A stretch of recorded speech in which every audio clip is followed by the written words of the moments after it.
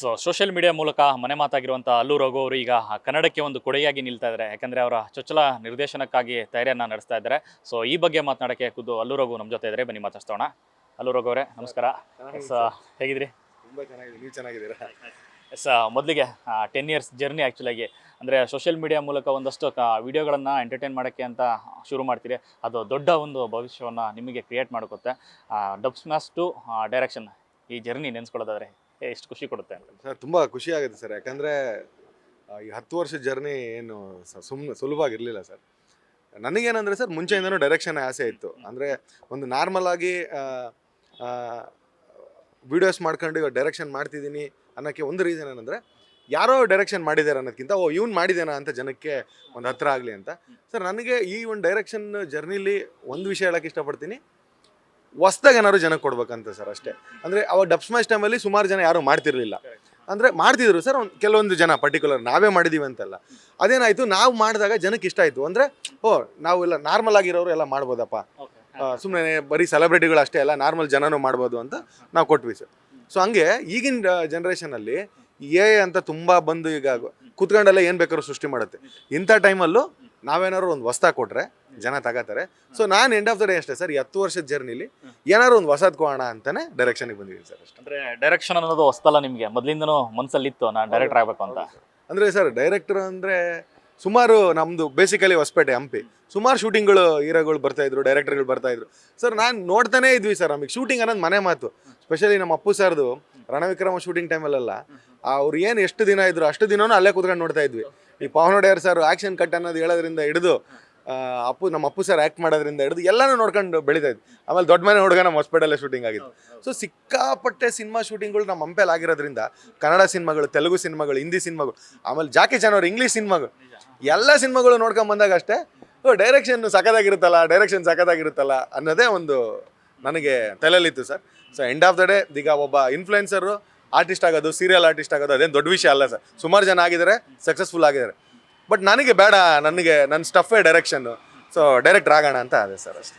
ಭಾಳ ಮುಖ್ಯವಾಗಿ ಯಾವ್ದಾದ್ರು ಒಂದು ಸಿನಿಮಾ ನೋಡಿ ನಾನು ಡೈರೆಕ್ಟರ್ ಆಗಬೇಕು ಅನ್ಸಿದ್ದು ಯಾವ ಸಿನಿಮಾ ಮೂಲಕ ಅಂತ? ಯಾಕಂದರೆ ಸಾಕಷ್ಟು ಶೂಟಿಂಗ್ಗಳು ನೋಡಿರ್ತೀರಿ ನೀವು ಹೇಳಿದಾಗ ನಿಮ್ಮ ಜಾಗದಲ್ಲಿ. ಸೊ ಅದ್ರಲ್ಲಿ ಪರ್ಟಿಕ್ಯುಲರ್ ಒಂದು ಸಿನಿಮಾ ನೋಡಿದಾಗ ನಾನು ಡೈರೆಕ್ಟರ್ ಆಗಬೇಕು ಅಂತ ಒಂದು ಆಸೆ ಚಿಗುರೊಡಿತ್ತೆ ಅಲ್ವಾ? ಯಾವ ಸಿನಿಮಾದ ಮೂಲಕ? ಸರ್, ನಾನು ಸ್ಪೆಷಲಿ ಎಮೋಷನ್ ಸರ್. ಜೋಗಿ ಸರ್, ಜೋಗಿ ಸಿನಿಮಾ ನೋಡಿದಾಗ ಒಂದು ಅನಿಸಿದೆ ಅಂದರೆ ಎಮೋಷನ್ ಸರ್. ಈಗ ನಾವು ಯಾವುದೇ ನೀವು ಸಕ್ಸಸ್ಫುಲ್ ಸಿನಿಮಾ ತಗೊಳ್ಳಿ, ಅದೊಂದು ಎಮೋಷನಿಂದನೇ ಕೂಡಿರುತ್ತೆ. ನೀವು ಯಾವ ಸಿನಿಮಾ ಬೇಕಾದ್ರೂ ತಗೊಳ್ಳಿ ಸಕ್ಸಸ್ಫುಲ್. ಸೊ ಜೋಗಿ ಸಿನಿಮಾ ನೋಡಿದಾಗಿಂದನೂ ಜನ ನಿಂಗೆ ಅಳಿಸೋ ತಾಕತ್ತಿರೋದು ಒಬ್ಬ ಡೈರೆಕ್ಟ್ರಿಗೆ ಮಾತ್ರ. ಆ ಡೈರೆಕ್ಟ್ರ್ ಒಂದು ಶುರು ಮಾಡಿದ್ರೆ ಏನು ಬೇಕಾದ್ರೂ ಮಾಡ್ತಾರೆ. ಸೊ ಆ ಒಂದು ಇನ್ಸ್ಪಿರೇಷನ್ ಸರ್ ಅಷ್ಟೇ. ಜೋಗಿ ಸಿನಿಮಾನೇ ಸರ್, ಪರ್ಟಿಕ್ಯುಲರ್ ಜೋಗಿ ಸಿನಿಮಾ ನಮ್ಮನ್ನೆಲ್ಲ ಸಿನಿಮಾಗೆ ಬರೋಕ್ಕೆ ಇದೆ. ಯಾಕಂದ್ರೆ ನಮ್ಮ ಹೊಸಪೇಟೆಯಲ್ಲಿ ಏನಂದರೆ, ಶಿವಣ್ಣನ ಸಿನಿಮಾ ಆಗಲಿ, ಅಪ್ಪು ಸರ್ ಸಿನಿಮಾ ಆಗಲಿ ರಾತ್ರಿ 12 ಗಂಟೆಗೆ ರಿಲೀಸು.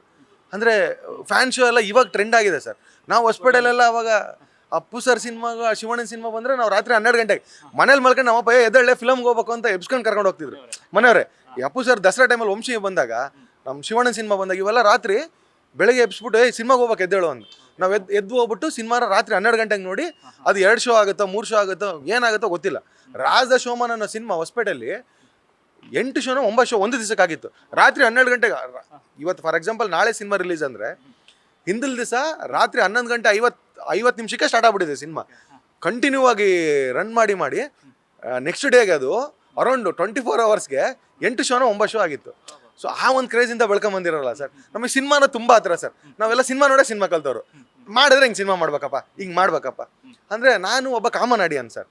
ಇವಾಗ ಒಂದು ಸಿನಿಮಾ ನೋಡೋದು ಕಾಮನ್ ಆಡಿಯನ್, 90% ಕಾಮನ್ ಆಡಿಯನ್ಸೇ ನೋಡೋದು. ಆ 90%ಗೆ ಇಷ್ಟ ಆಗ್ಬಿಟ್ರೆ ಸಿನಿಮಾ ಇಷ್ಟ ಆಗ್ಬಿಡೋದು. ಆ 90%ಅಲ್ಲಿರೋ ಅಂತ ನಾನೊಬ್ಬ ಕಾಮನ್. ಸೊ ಹಂಗಾಗಿ ಆ ಒಂದು ಡೈರೆಕ್ಷನ್ನು ಈ ಒಂದು ಇದು ಎಲ್ಲ ಮುಂಚೆಯಿಂದನೂ ತಲೆಯಲ್ಲಿತ್ತು ಸರ್. ನಿಮ್ಮೂರಲ್ಲಿ ಸಿನಿಮಾ ಅಲ್ಲ, ಅದೊಂದು ರೀತಿ ಹಬ್ಬದ ವಾತಾವರಣ ಆಗಿದ್ರೆ? ಹೌದು ಸರ್, ಹಬ್ಬನೇ ಸರ್. ನಾವು ಈ ಯೂಶ್ವಲಿ ನೀವು ಬಾಳೆಗೊನೆ ಎಲ್ಲ ಹಬ್ಬಕ್ಕೆ ಕಟ್ತೀರ ಸರ್ ಮನೆಗಳಿಗೆ. Sir Appu sir cinema release ಆದರೆ ಯಾವುದೋ ಬಾಳೆ ತೋಟಕ್ಕೆ ನುಗ್ಬಿಡೋದು ಸರ್. ಎಲ್ಲರೂ ನುಗ್ಬಿಟ್ಟು ಎಲ್ಲ ಬಾಳೆ ಗಂಬನೆಲ್ಲ ಕಡಿದ್ಬಿಟ್ಟು ಒಂದಿಷ್ಟು ಟ್ಯಾಕ್ಟ್ರಿಗಳಲ್ಲಿ ನಾವು ಹಾಕ್ಕೊಂಡು ಟ್ಯಾಕ್ಟ್ರಿಗಳೆಲ್ಲ ತುಂಬ್ಕೊಂಡು ಬಂದು ಥಿಯೇಟ್ರನ್ನ ಶೃಂಗಾರ ಮಾಡ್ತಿದ್ವಿ ಸರ್. ಸ್ಟಾರ್ ಕಟ್ತಾ ಇದ್ವಿ ಸರ್. ರಾಜ್ಕುಮಾರ ಅಂತ ಒಂದು ಸಿನಿಮಾ ಅಪ್ಪು ಸರ್ ಬಂದಾಗ ಒಂದು ಕಟೌಟ್ ನಿಲ್ಲಿಸ್ಬಿಟ್ಟಿದ್ರು.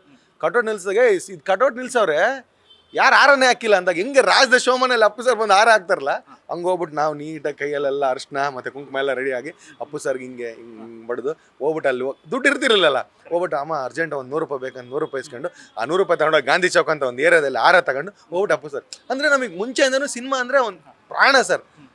ಆ ಸಿನಿಮಾ ಅನ್ನೋದೇ ಸೆಲೆಬ್ರೇಷನ್ ಅಲ್ಲ. ಜನ ಸರ್ ಇವತ್ತು ಯಾರಿಗೂ ಟೈಮ್ ಕೊಡಲ್ಲ ಸರ್ ಈಗಿನ ಪರಿಸ್ಥಿತಿ. ಅವ್ನು ನಿಯತ್ತ ಕೊಡೋ ಟೈಮು ಸಿನಿಮಾಗೆ ಮಾತ್ರ. ಆ ಸಿನಿಮಾ ಮಾಡೋಣ ಅಂತ ಬಂದ್ವಿ ಸರ್ ಅಷ್ಟೇ.